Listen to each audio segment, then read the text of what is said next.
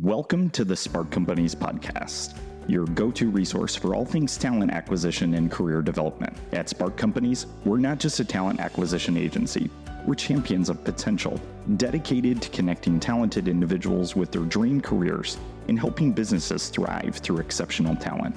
Join me as we explore the dynamic landscape of recruitment, uncovering insights, strategies, and success stories that empower both employers and job seekers alike.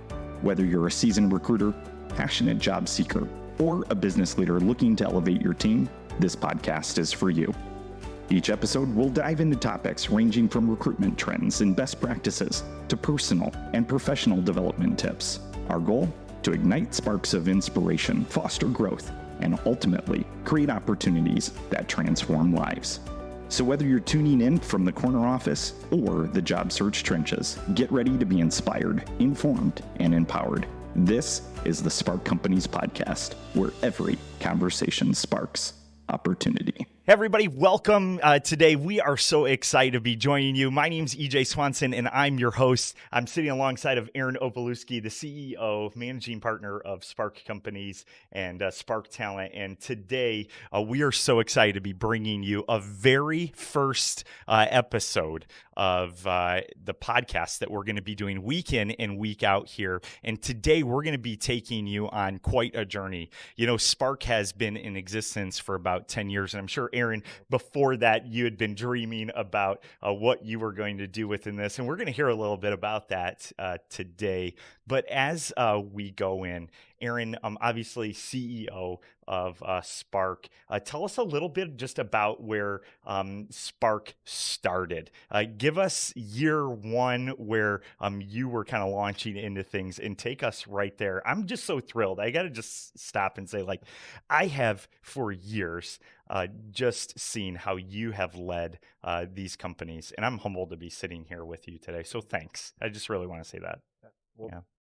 first off, thank you. Yeah. Before we get into the question, I'm honored to be here with you as well. And we're laughing about this on Friday, but like I had a podcast in the past and Yeah. tried to do it myself. And the last episode that I failed to record, like it was us on Right. Friday, that Right. never actually hit the air. And here we are now. So God has a sense of humor. Yeah, I love that. And yeah, I'm just blessed to be here with you, man. So Likewise. This is awesome. Likewise. Thanks for that. One of many to come. Yes. One of many to come. So give me a little bit of background on Spark. Obviously, you guys just celebrated 10 years, Yes. and I want to hear the journey of Spark Talent and all that has happened here. But I want to break that up today into kind of different segments. First, I want to hear those really early years. Let's even say months, year one, and what that looked like. I know you had some tremendous growth within that. You're going to share a bit about that. But then we'll block it into kind of part two of that second through seventh year, and then the last 3 years, and maybe even give a little sneak peek about what's to come in that. So give us the background. Year one, starting Spark, what did it look like for you? Well, when we started Spark, I had industrial staffing company before Spark, and that was a successful business. We operated that for 4.5 years and had a 50-50 partner in it, and we just had different viewpoints of how we wanted to run the organization, how we wanted to grow the organization. And we were kind of at that pivotal point where we were adding, to the team, and we didn't have that all figured out. We didn't have our duties defined very well. And, it was best for us both to go our separate ways and, run businesses how we saw fit. So we started Spark, at that point, and I brought over a couple people that had worked at that company, with me to start Spark, and that was awesome. And Fletcher, who Yeah. well, is still with us today and is our CRO and involved in a lot of the other businesses. And it's been a blessing to get to work with him over this time. But we started Spark with 5 of us, and that first year we grew over 800%. Started doing stuff in multiple states. And Okay, hold on. You got to say that again. Yeah. 800% growth in any business is impeccable. So 800% in year one. Wow. Yeah, I mean, it's easier to hit those big percentage points when you're smaller, but it was a lot of growth for us that first year. It was really exciting.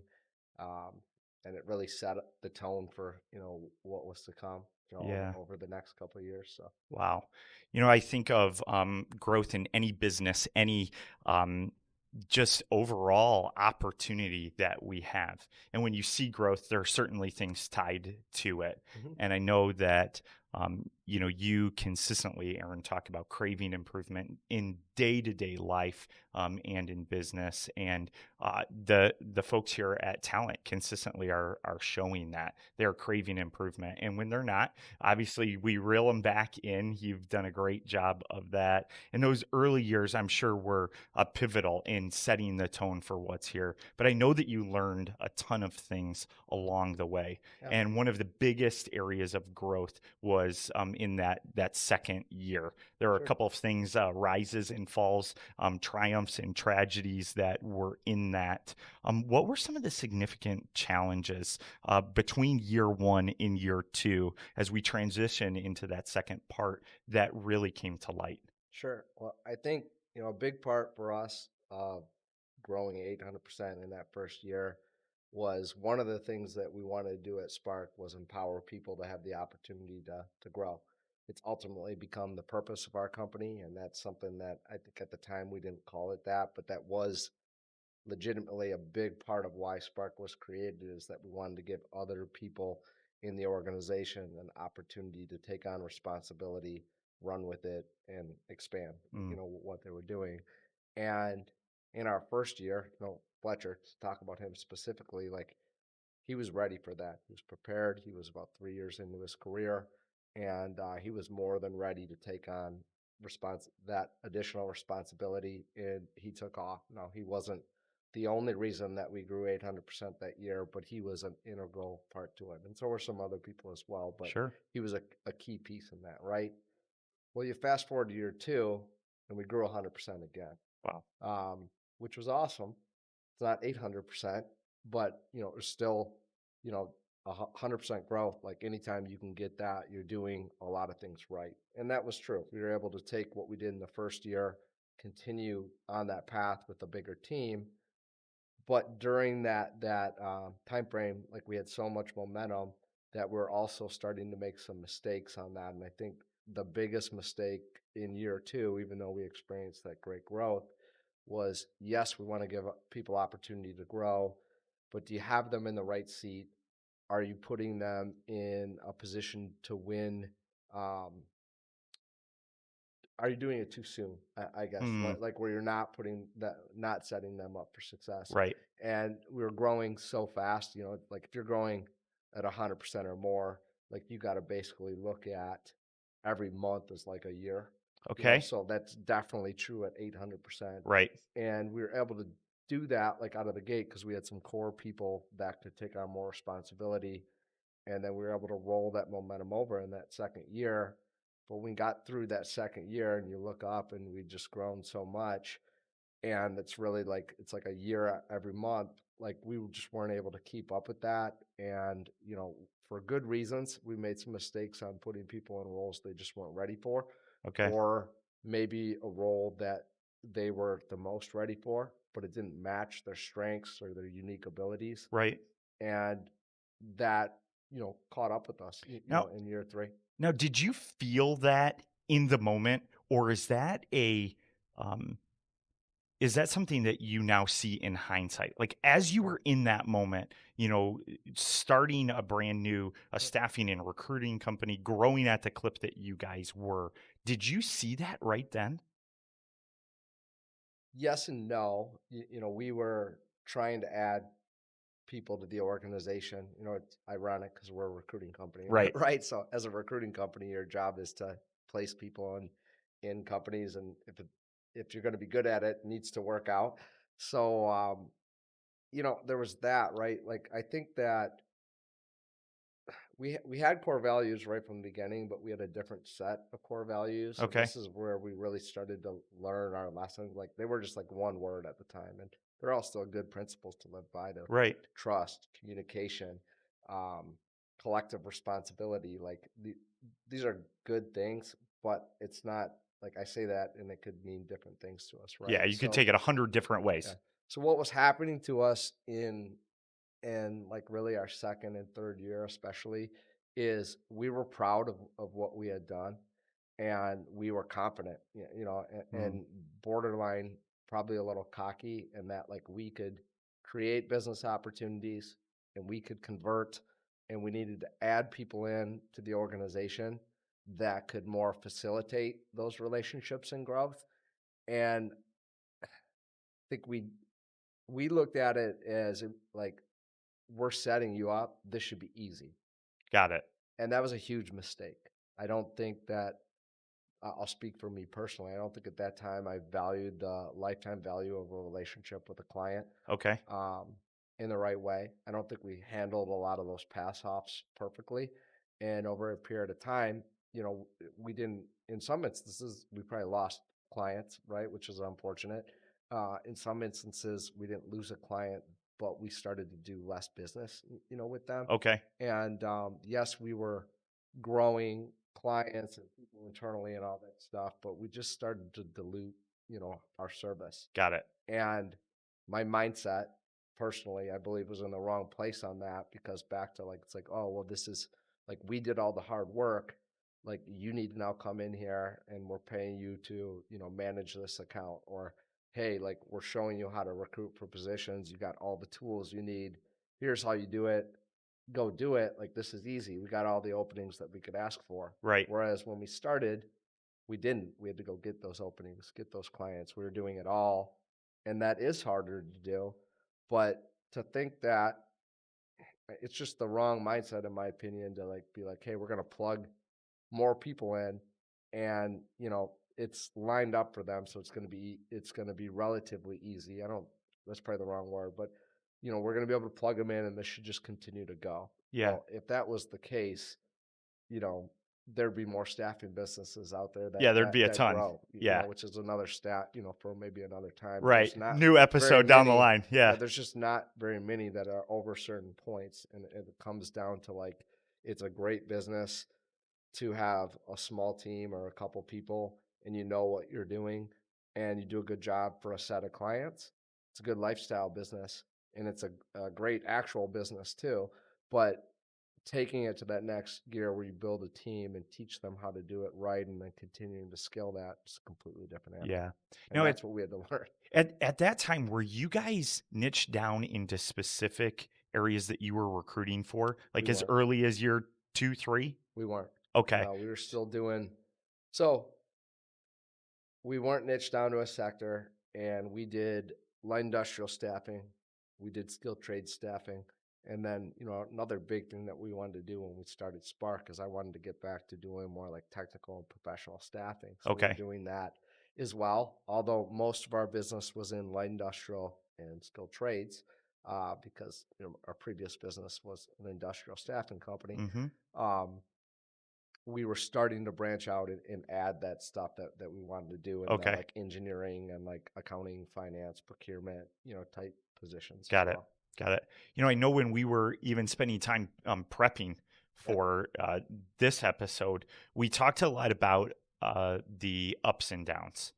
And as we talked about that, you shared a little bit already in those. One of the things that you shared with me was it definitely wasn't always easy. absolutely So not. the people that are out there right now that maybe down the line will listen to this episode, what would you say to them that helped you overcome those ups and downs? Was Well, it the people around you? Was it just your drive? What was that? first, I'd just say that, anyone that tells you that something's going to be easy in business, or this is easier, do this in 6 months and you're going to have, $1 million business, they're clearly trying to sell you something, because that's just not the case. Nothing about business is easy. Nothing about growing a business that does $1 million in revenue, makes $1 million, a year or more. Like, nothing about it is easy. Everything about it is hard. It's earned. And if it is easy, it's not going to last. If it's built to last, you are going to go through major adversities at every twist and turn, and probably feel like you're failing more than you're successful.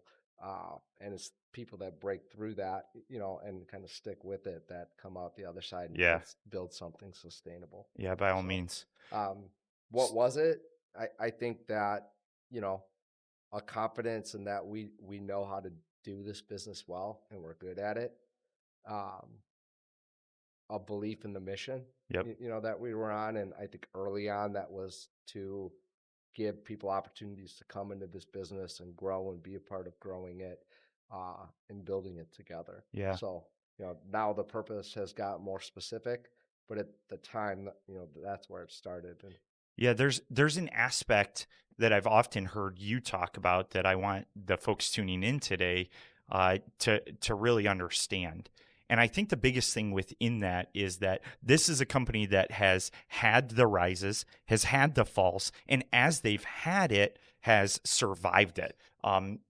Those first 2, 3, 4 years yeah, are certainly pivotal for yeah, Spark. And you guys grew a ton, but it wasn't just a linear growth. It definitely had its pivots of up, yeah, and you wanted to grow back to that 800% like year one, yeah, but it was back and forth. absolutely. And Yeah, one of the things I love about you, Aaron, yeah, is you are very real and very authentic. yeah, Yeah, there's been a ton of success. Part of the reason that we're here today is because of that. But there's also moments where you even shared already, you stepped back, you had to reevaluate some stuff. yep. If you look at that year 5, 6, 7, Hmm. and we're taking people on a timeline right here because we want them to know the foundation of what has built the Yep. business that is today. In year 5, 6, 7, what were the things that you felt like specifically within recruiting and staffing you had to really dive in and refine? Yeah.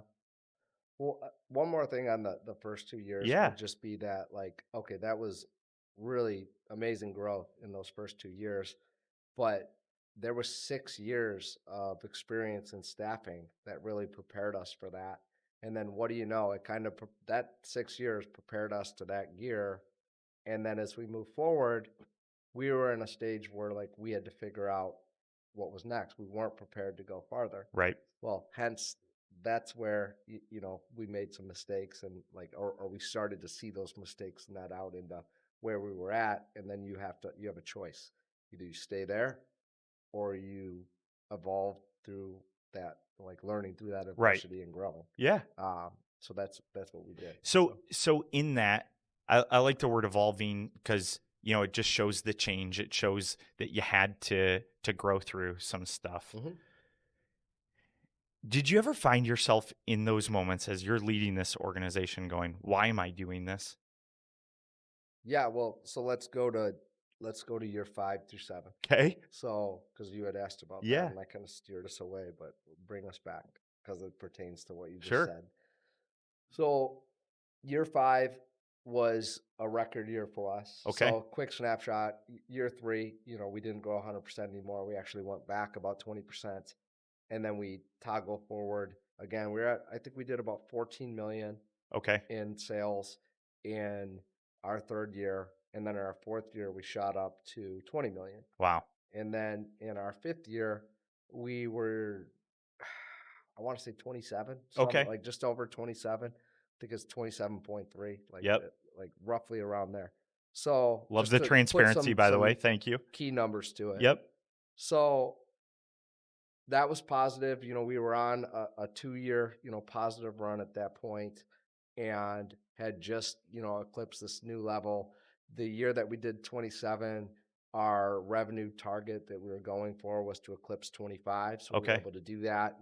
It was one of our igniters, which you've Yeah. heard us talk about. Just to find that real quick, Yeah. because this goes into those values Yep. as well as mission and vision. Yep. One of the things I think as CEO that you've done a great job of is really sharing with each of the people that work with you day in and day out, Mhm. because as a CEO, you're also here. You are not absent. It's one of the things I love about you. You've had to share those things with people, Yeah. and as you share them with them, you've had to cast that vision. So they see revenue on the rise. You're probably adding people to the business at that point. We were. Okay. Yeah, You yeah, chuckle, so it's probably a pretty yeah. strong We're clip. we're getting ready for our next set of mistakes. So, Okay, that's so good. yes, Okay, we'll go into that. yeah. But you just talked about igniter. What's an igniter? Share with people what that is. Yeah, so that's like our big tangible objective, Okay. for the year. We might have a few, but like I compare it, like if you walk through our wall, it's like a trophy. It's kind of like our Super Bowl for the year. So we set out to achieve this big mission. We have a big one overall, but Yep. then we set the tone for like, okay, what is it this year? Knowing that, okay, if we're able to cross that, we're continuing down the path towards that long-term mission. Got it. So we were able to do that Yep. So you in surpassed the year igniter. 5, Yep. which has always been. So that was the second time that we had achieved that in 5 years. So again, like we set these things high; they're hard to achieve. We haven't achieved them every year. That's the goal. Just like I'm sure every team, and I'm wearing my Lions gear today. Right. Go Let's Lions! just stop because you made Yeah, a Super Bowl reference. yeah. So we're one day out from winning what? Tell everybody. The divisional round. So we're going to the NFC Championship. There we go. You guys, I had to have Aaron say that because I really don't know what we just won. I just know we won, and I was glued to my TV. That's So right. Aaron's a little bit heavier in the whole sports world than I am. So we won the NFC We Championship. won the. That's. I hope that's the case next That's week. the Yeah. next one. Yeah, we won the divisional round, so now we go on to the NFC Championship. Okay, Yeah. football reference. That's good. We all know who knows sports early on in this podcast.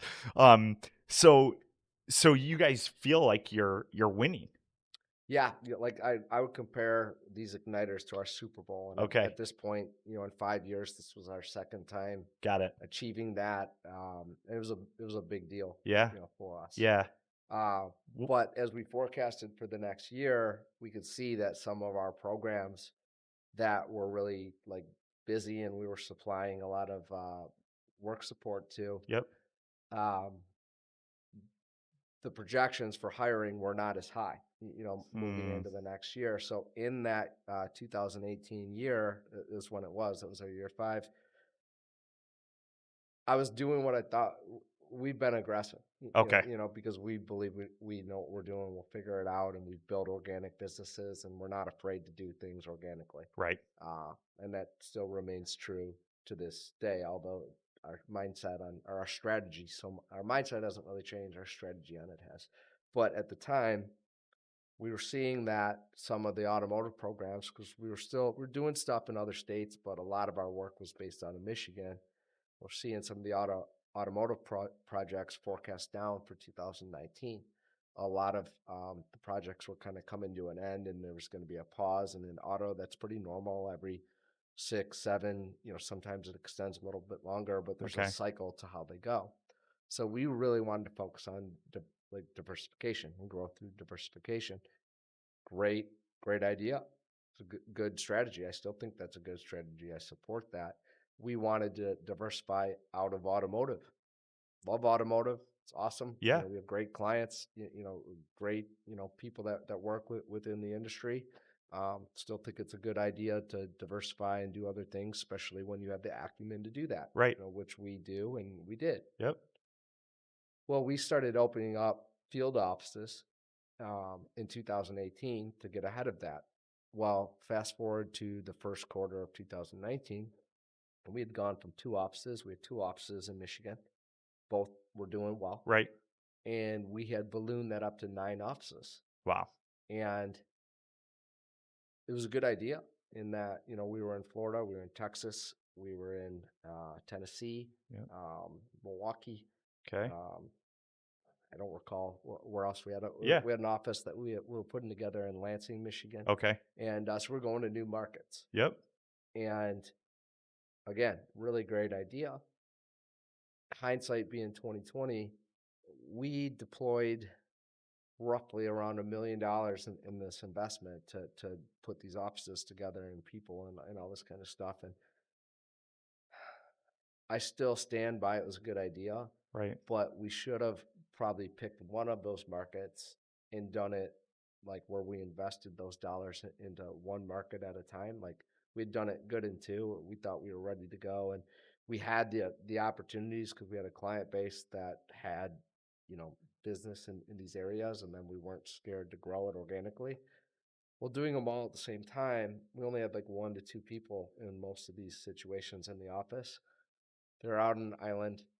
Our training wasn't quite what it was now. Okay. It's a different dynamic, um, being like here versus there. Yeah, We the weren't using the proximity yeah, did something. we Yeah. weren't using Zoom and a lot of the tools that we are now then, and so um, what transpired is we got them off the ground, we got them running. I mean, some of them were profitable, but nothing really like excelled or exploded. Okay. And then we struggled with leadership in those offices, um, developing the leadership and ultimately having the leadership like have the responsibility of doing that with other people.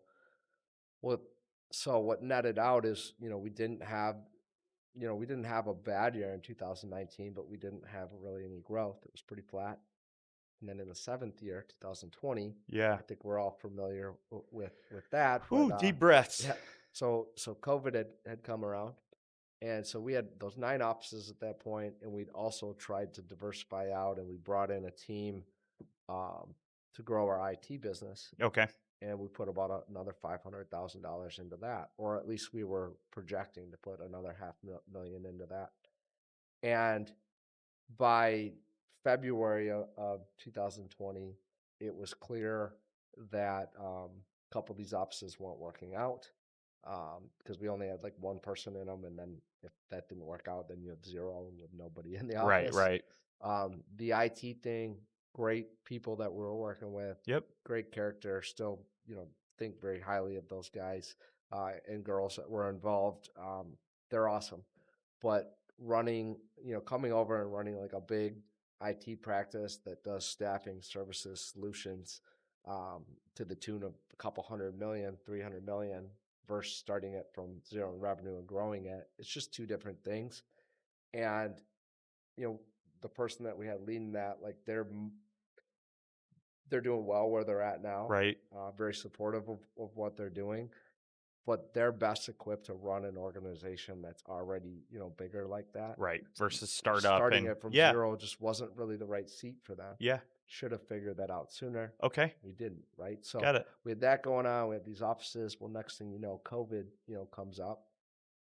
We had got people working from home, and within these satellite offices where we had maybe 1 or 2 people, we didn't hire, internally for a period of time. And as we went through that period, like it flipped for us pretty quick, but there's 2, 3 months where there's a lot of uncertainty. And so a couple more of those offices, next thing you know, we didn't have anyone working in them. Now, were these physical Yeah. offices? Yeah. Wow. So we shut them down. Now, fortunately, one of the good things about the way we did it is we were on short-term leases Okay. or month-to-month leases. Yep. We were able to pivot relatively quick. But what transpired is, by the time we got, into the halfway point of 2020, it was pretty clear that we weren't going to physically open those offices again. We are going to run from Zoom and remote and kind of go from there. Okay. And that was really, like as we got to that halfway point in the year, I guess it was before, but we started to roll out a change in how we were going to go about the infrastructure and the way that we operated the business. Like we completely switched the model. Yeah. Um, So that's your transition yeah, into year 7 there. correct. And obviously you're starting to is that midway through COVID that you're doing those or right at the clip? We started. I mean, we made these transitions like credit to our team. We switched.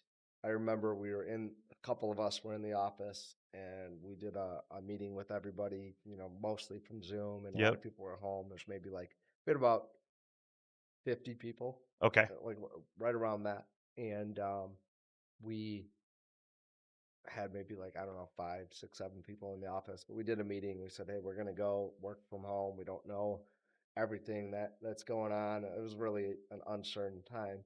And some of our clients had already been laying people, we put people to work. Part of our workforce is, in instances like that, like when there's major uncertainty, like not all of our workforce, but parts of it, like they may be like the first to get laid off, like Right. if they're on a contract or something like that. Now, inversely, they're the first to come back Okay. and get opportunities. But like, if you go back to that moment, those early days of like no one knew what was going on, it was hard to know what was going to happen, right? So um, we flipped remote and we took all our meetings that we did in person or that we segmented out between these different offices, and we in one weekend had it rolled into kind of what if you join one of our meetings now. Yeah. We got people, now we have people that do it in person again, but everyone was just doing it on Zoom. Wow. And that was a quick beginning to what ultimately became what from a decentralized model to a centralized model of staffing. And I'll pause there. Yeah. Probably get too. Okay. Well, that's good. So year 7 comes into a huge transition. Yes. Beyond that, I know what the last 3 years have looked like.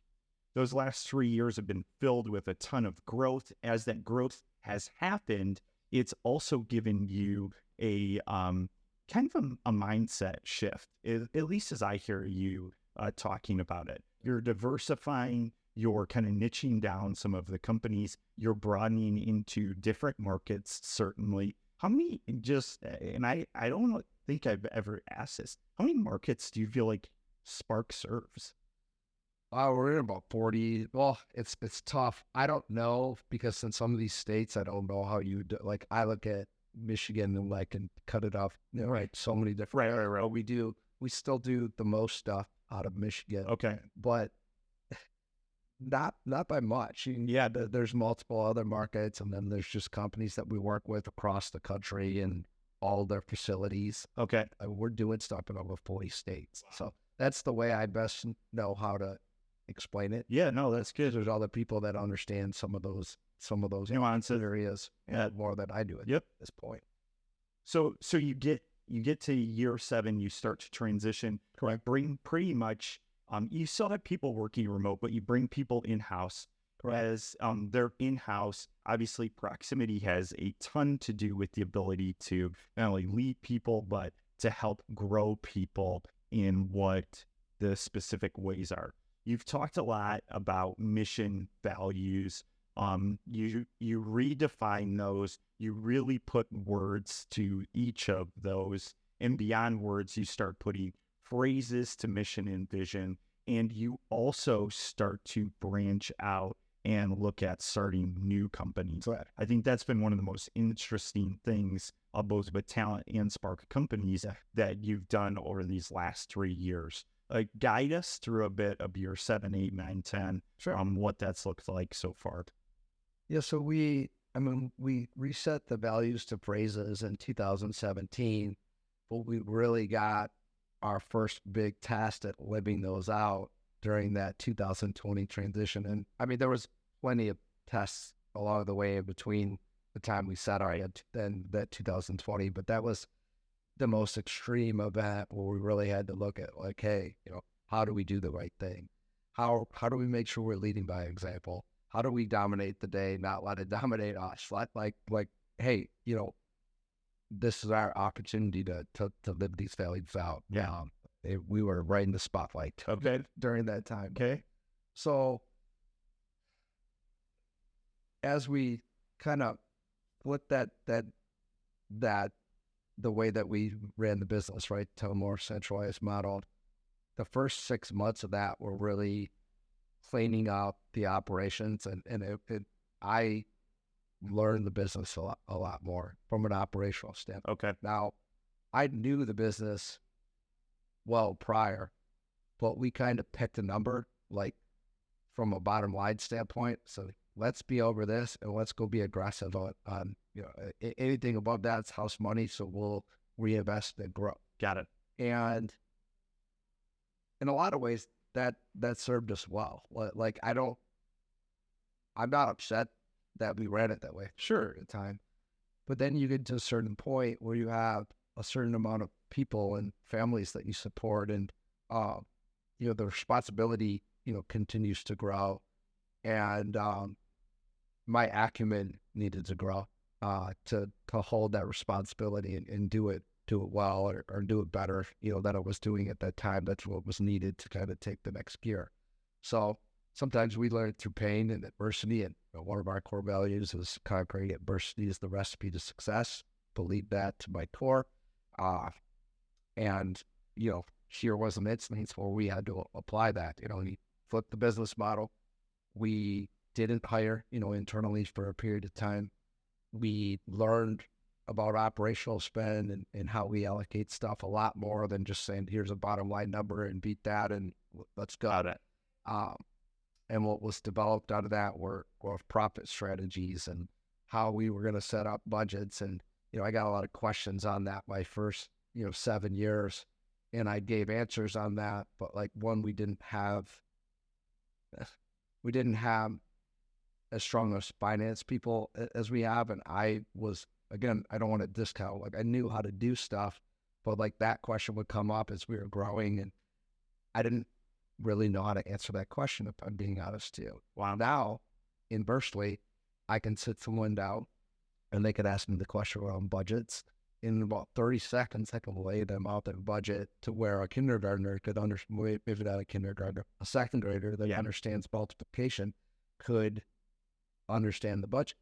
Got it. And my explanation to them, if they're attempting to make it more complicated, is that that's going to be an issue. Right. Because it doesn't need to be that complicated. Now, that's not saying that our finance people can't cut that up in thousands of different ways. Yeah. But at the end of the day, it doesn't need to be more complicated than that. Once I learned that and we put that to practice, which we had for the last 3 years, it's created a sense of calm as, we've gone from, where we're at in 2018, which was a record, to, where we landed this last year. You're almost double the size again. And again, you had to go through some shifts on that. Right. But that doesn't happen in the same way without knowing the numbers at a more intimate. Yeah. So you personally dove deeper into your business in order to grow it. And I think that's one of the things that that people can take away today is that you can be doing a really, really good thing. Things can be going in the right direction. But when you take the extra step in and you figure out another avenue, another part of your business to help it grow, that it will only help it grow. Those things don't go unused, right? They're always in your back pocket. I'm blown away, Aaron, at the fact that, as you talk about a gross profit, as you talk about day-to-day expenses, managing budgets, all those type of things, for a lot of CEOs, they understand those things at a very, I'll call it low level, right? They've niched down, they understand some of it, but running an organization like this, that's one of the powerhouse things that you've brought to the table to help this grow. Now overall, a Spark Companies, is growing at a clip that I think sometimes makes your head spin, but it both makes it spin in a good way. And you've also put people in place to keep your sanity. And as you've done that, it's helped grow this organization immensely. Right now, there's 7 companies within Spark. Yep. Talent being kind of the leader of the pack continually. Is that correct? I don't know. I mean, it's by far the biggest of the organizations, that's for sure. In a lot of ways, it set the tone, set the path, and creates a lot of things like arbitrage and leverage that we're able to offer for the other organizations. So in that way, yes, but sure. We're all a part of the team. Yeah. And a portfolio of companies that are on one mission. And that's where, talking just on talent, so I got my numbers like a little fuzzy. No, that's all right. When you stack in everything that we're doing, compared to like how we're running that old model, we've been able to grow from not just a revenue standpoint, but from a gross profit standpoint, which is in my opinion, like we're more focused on that because that's actual dollars we have to operate the business, to pay people within the company, and ultimately, to take home, in net income, which we then reinvest into, building more of these companies or acquiring more of these companies. Right, that's what we've been doing. So, in that instance, talent is the biggest. We've grown overall at the portfolio at about 135% clip for where we were at on the previous model. Right. So, I'm excited about that, and I'm like grateful for that and all the great people that it's a team. You know, we have a great team. And at the same time, I feel like I'm not into to be honest, right? So, I think that's a level of humility, and great leaders often have that as a characteristic in their lives. I think the future of this podcast, obviously, we're going to get into some nitty gritty within what talent and staffing looks like, recruiting day to day. We'll talk some leadership and things like that within this structure specifically.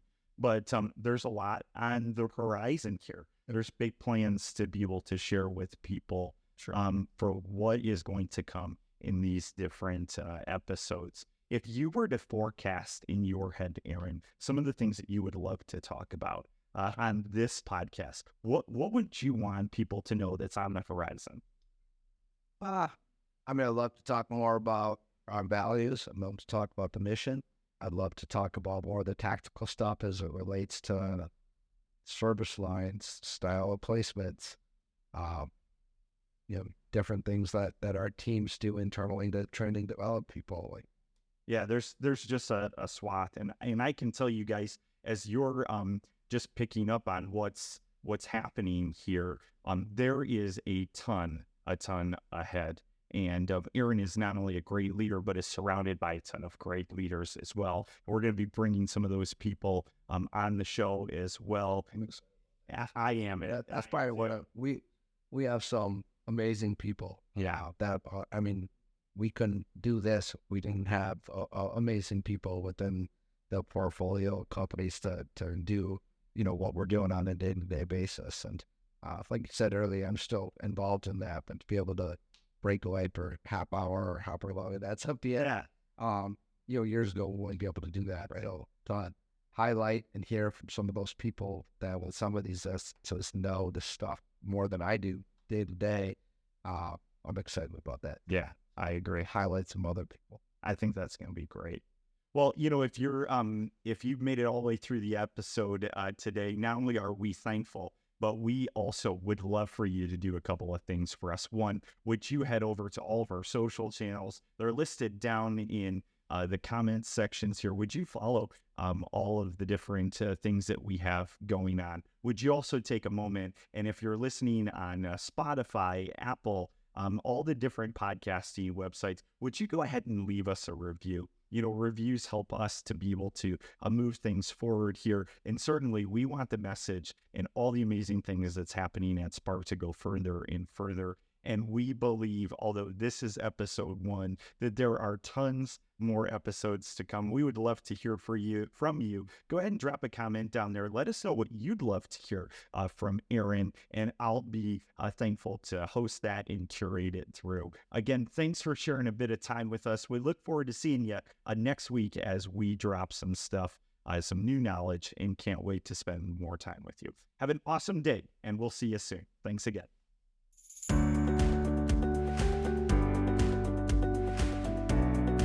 Say